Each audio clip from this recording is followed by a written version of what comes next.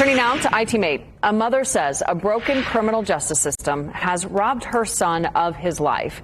It is another example of a state court system struggling to deal with drugs and mental illness. It's a problem so big the Chief Justice of Indiana's Supreme Court is calling for change.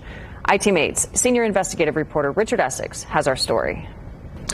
Most central Indiana counties have some form of problem-solving courts.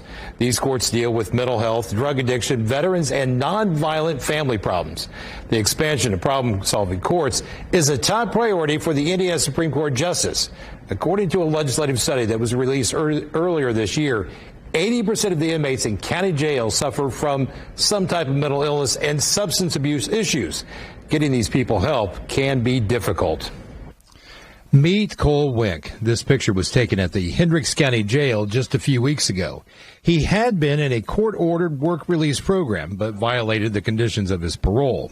Cole is 26 years old and has been in and out of the justice system for a decade. This is the Cole that his mother, Tina Forcier, also wants you to know. A bright, happy child until she noticed his grades were starting to drop. I mean, it took a lot for his grades to drop because he's just very intelligent. So that's when, he just stopped. He couldn't focus. And then this is when he started to use some recreational drugs to deal with the symptoms, the early onset symptoms of illness. Tina says that in a matter of months, her son went from a high-achieving student athlete playing football and baseball to a 16-year-old with a criminal record. His first arrest came when he was caught riding his bicycle on a restricted state property. Police found pot and drug paraphernalia in his backpack. I was shocked just because I never, ever, ever would have thought that of Cole.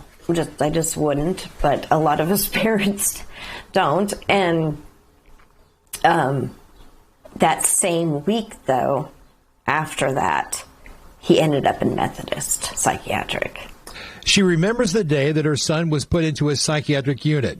She says that he had locked himself in a bathroom and in a fit of rage shattered a mirror. It shattered, all over the ground.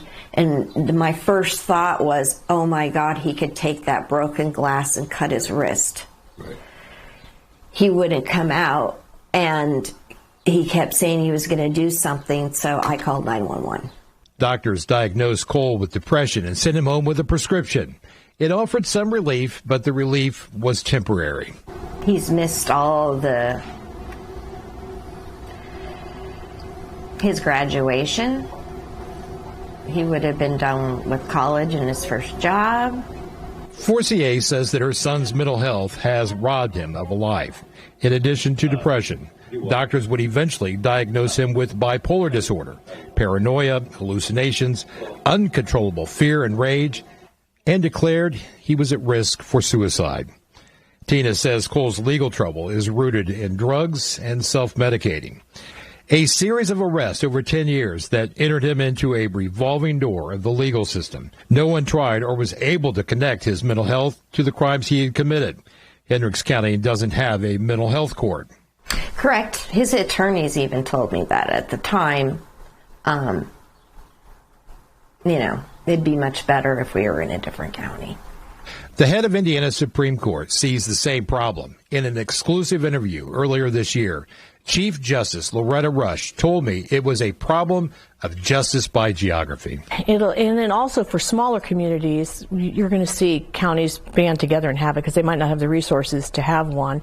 So a big push for me for the General Assembly this year is to fund drug courts. Instead of funding tail end, which is, long period, the DOC and long periods of incarceration, doing the front end.